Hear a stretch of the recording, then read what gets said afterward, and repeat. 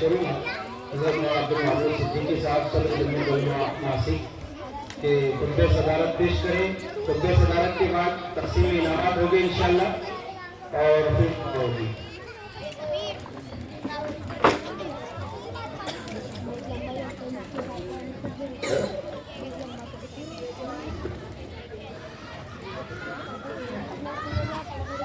السلام علیکم ورحمۃ اللہ وبرکاتہ.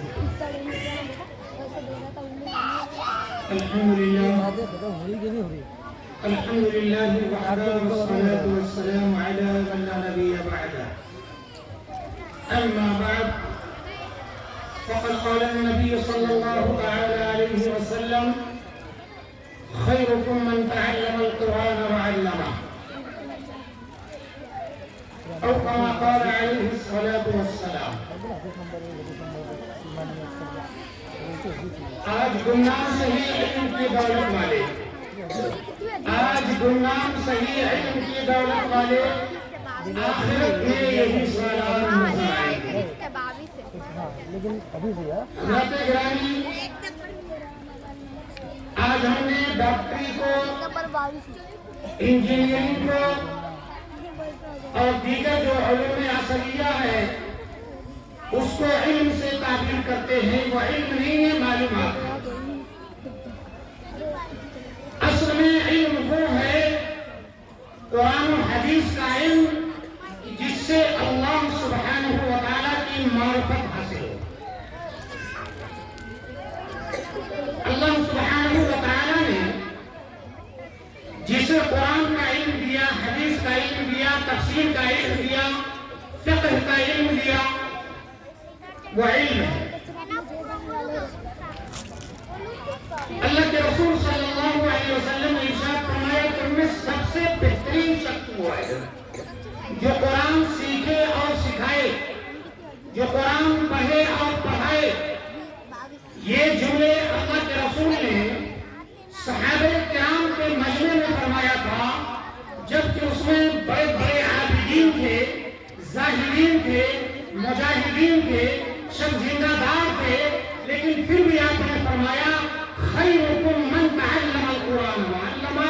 تم میں بہترین وہی ہے جو قرآن سیکھے اور سکھائے. یہ سند ہے. یہ جو طلباء کرام نے آپ حضرات کے سامنے جو ناظرہ مسابقہ قرآن، اور وہ بھی ناظرہ نہیں مقارہ بچے پڑھے اور کچھ قاعدہ پڑھے، اور آپ حضرات کے سامنے جو انہوں نے اپنی جانکاری کا مظاہرہ کیا تشریف کے ساتھ، یہ ماشاءاللہ بہت ہی بہترین رہا. اور یہ اساتذہ کرام کی محنتوں کا صلہ رہا ہے جو آپ حضرات کے بچوں کو بڑی ہی محنت اور بہت ہی تندہی کے ساتھ آپ حضرات کے دامن میں ایسے ہیرے دے رہے ہیں جو یقیناً آپ ان پر فخر کریں گے. جو وقت آئے گا جب یہ حافظ قرآن بنیں گے، عالم دین بنیں گے، مفسر اور محدث بنیں گے، یہ بہت بڑی چیز ہے. اس کو کبھی جو ہے ہلکا نہیں سمجھنے کا. آج لیکن دوستو ایک بات بغیر کہے نہیں رہا جا سکتا کہ آج یہ علماء کرام، یہ حفاظ اعظام جب آپ کے دروازوں میں دستک دیتے ہیں قرآن کی تعلیم کے لیے، قرآن سکھانے کے لیے، وہ بچوں کو، ان بچوں کو جو کالجوں میں، یونیورسٹیوں میں، نرسریوں میں پڑھتے ہیں، تاکہ یہ بچے کم سے کم قرآن سیکھ لیں، حدیث سیکھ لیں، دین سیکھ لیں. تو ان کی فیس کتنا دیتے ہیں؟ 200-400. دوستوں بزرگوں، اور وہی بچے، انہی بچوں کو جب کالج کے ٹیچران، نرسریوں کے ٹیچران، کالجوں کے ٹیچران، اسکولوں کے استاد جب جاتے ہیں اور پڑھاتے ہیں تو ان کی فیسیں کافی زیادہ ہوتی ہیں اور بڑی خوشی سے دیتے ہیں. یہ ہم دیکھتے ہیں، اس لیے بتا رہے ہیں. حالانکہ قرآن کو اولویت کا درجہ ہونا چاہیے، پہلا مقام ہونا چاہیے، اس لیے کہ اللہ کی کتاب ہے، یہ ہدایت کی کتاب ہے، اور یہ دین اور شریعت کی کتاب ہے جس سے ہم دین سیکھتے ہیں، ایمان سیکھتے ہیں، اور اللہ سبحانہ و تعالیٰ کی بالا و برتر کتاب ہے کہ جس کو ہمیں پڑھنے پہ ہر حرف پہ ایک نیکی ملتی ہے. دنیا کی کوئی کتاب ایسی نہیں ہے. یہ قرآن کا مقام ہے. دوستوں بزرگوں، مجھے زیادہ نہ کہتے ہوئے بس ایک چیز کا مشورہ دوں گا کہ جس طریقے سے ہم بچوں کو قرآن پڑھاتے ہیں، ایسے ہی ہم بچوں کو حدیث بھی پڑھائیں، کم سے کم 40 حدیث، جو شاید ہمارے یہاں معمول ہو پڑھنے کا.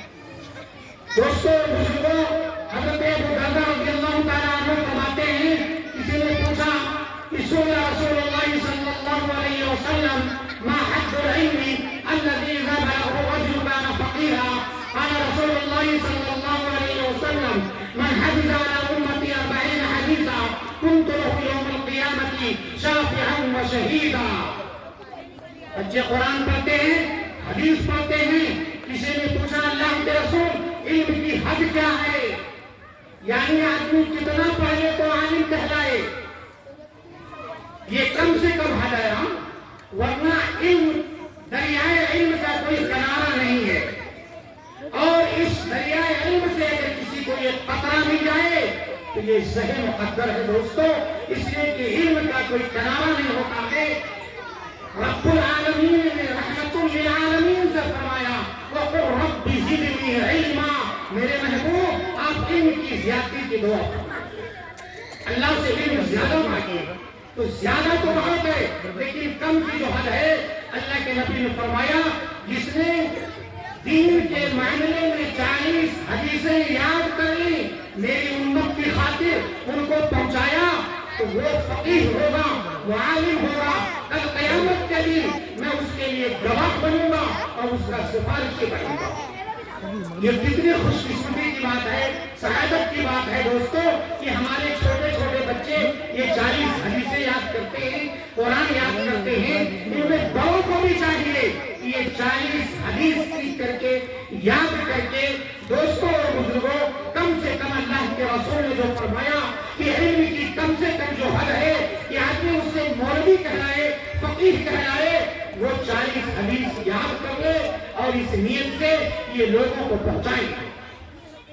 یہ بہت بڑی بات ہے. حضرات گرامی، وقت محدود ہے اور ہمیں بھی کسی کام سے جانا ہے.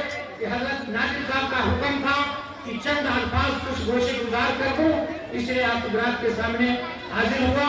قرآن اور حدیث کے تعلق سے ابھی مفتی صاحب نے بڑی جامع بات فرمائی ہے دوستو، اس پر عمل کرنے تو کافی ہے. اللہ ہمیں سننے سے زیادہ عمل کی توفیق عطا فرمائے. وآخر دعوانا الحمد للہ رب العالمین.